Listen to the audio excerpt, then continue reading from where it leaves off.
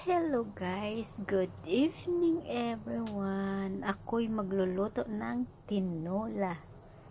Ako'y nagprepare ng garlic, onion, ginger, at ako'y nakabili ng lemongrass. Lalagyan ko siya. Manok. Ang gulay ko is sayote at may tira pa ako ng spinach. Lalagay ko na yan kasi wala akong nakuhang talbos ng sili or malunggay, kaya yan na lang spinach. Yun, tinola. At mamaya magpiprito rin ako ng isda, kaya tinola at isda.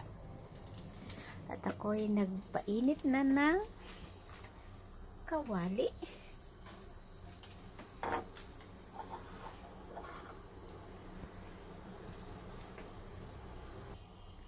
Naglagay na ako ng oil, mainit na.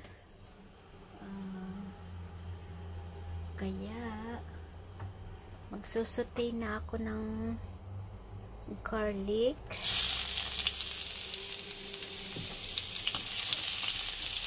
Saute the garlic until golden brown. Then sunod natin is sibuyas. Gusto ko kasi yung brown yung garlic. Pwede mo siyang kainin, masarap siya, crispy. Pero hindi naman siya tutong kasi mapait na yun. Okay, I add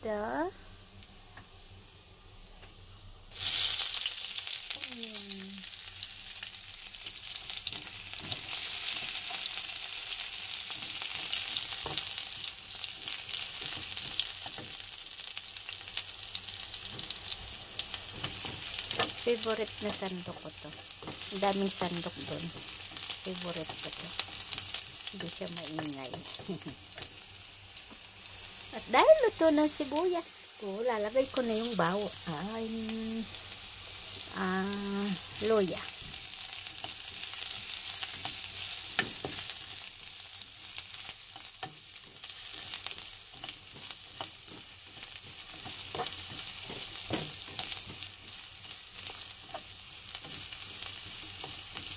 Dahil mabango na yung luya at luto na, ilalagay ko na yung aking chicken.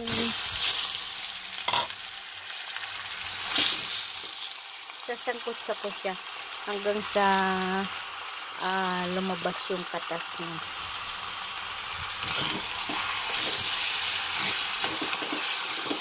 Siyempre, tatakpan ko muna. Baliktad na yun. Baliktad ko na siya. Papalabasin ko yung katas at or tubig ng chicken. Ito, tatakpan ko muna in a minute. Pag lumabas na yun, lalagyan ko na ng tubig. Timpla hanggang sa kumulo. Kasi madali lang maluto ang chicken.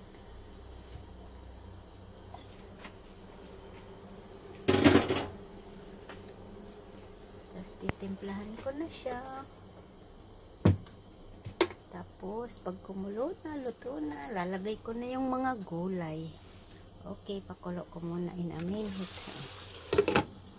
So, yan. At dahil lumabas na yung katas niya, may tubig-tubig na,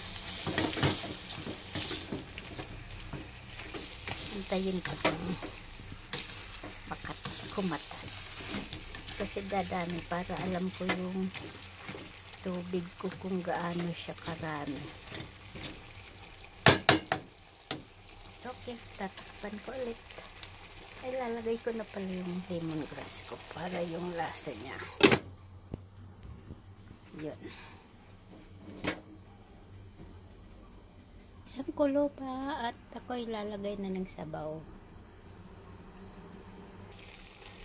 Ayan na yung sabaw niya. Lumabas na. Haluin ko na at lalagay ko na yung sabaw.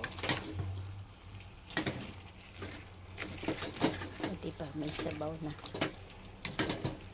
Sariling na yan sabaw. Sangkot siya na. Para hindi siya malansa. Okay. Magdadagdag na akong sabaw at magtitimpla na. Ayan guys, kumukulo na yung tinola ko.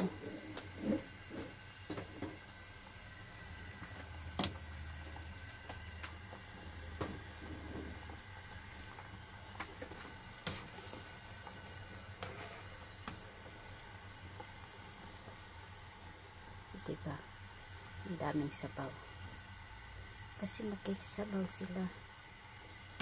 Maya wala na tong sabaw. Dami pang laman na titira.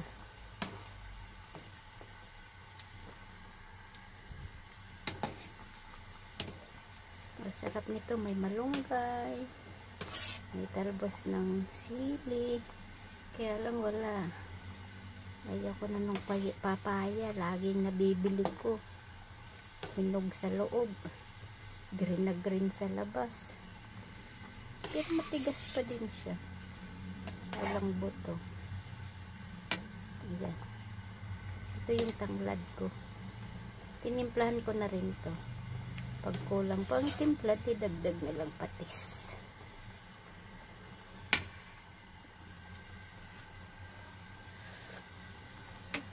Okay na. Isang kulo pa at lalagay ko na yung sayote. Last na yung pagpapatayin ko na, pagpatay ko na to, saka ko lalagay yung spinach kasi usok lang ng init, luto na to. Mabilis maluto. At nag-prepare na rin akong isang kawali. Nagpapainit ako ng mainit na mantika. At ako'y magpiprito ng isda. Mainit na ba? Hindi pa. Okay. Kulo na, lalagay ko na yung sayote. Palubogin ko lang siya. Pag kumulo ng 1 minute, luto na yan.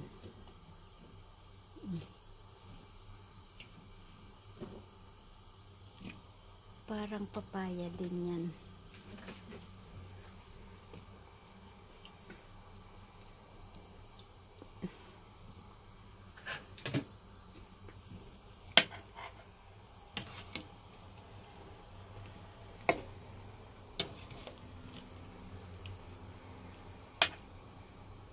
Diba? Ulo lang wala, tas dugo. Andyan yung paa, pakpak. Kompleto na yan. Wow, sumili yata. Overflow ang aking kawali na maliit. Isang kulo yan, luto na yung sayote. Kasi mura pa naman yung sayote, kaya madali lang din yan maluto. Tatakpan ko ulit. Pag kumulo, papatayin ko na at ilalagay ko na yung talbos ng spinach. Parang sili din yan. Diba?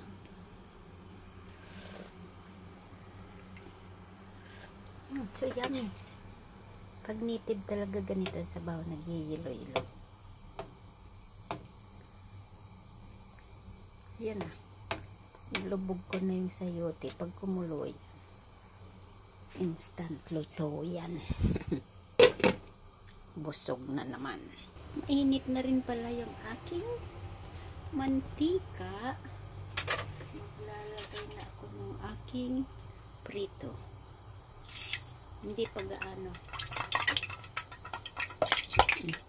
Hindi pa gaano. Gusto ko yung pag nilagay ko sunog na talaga.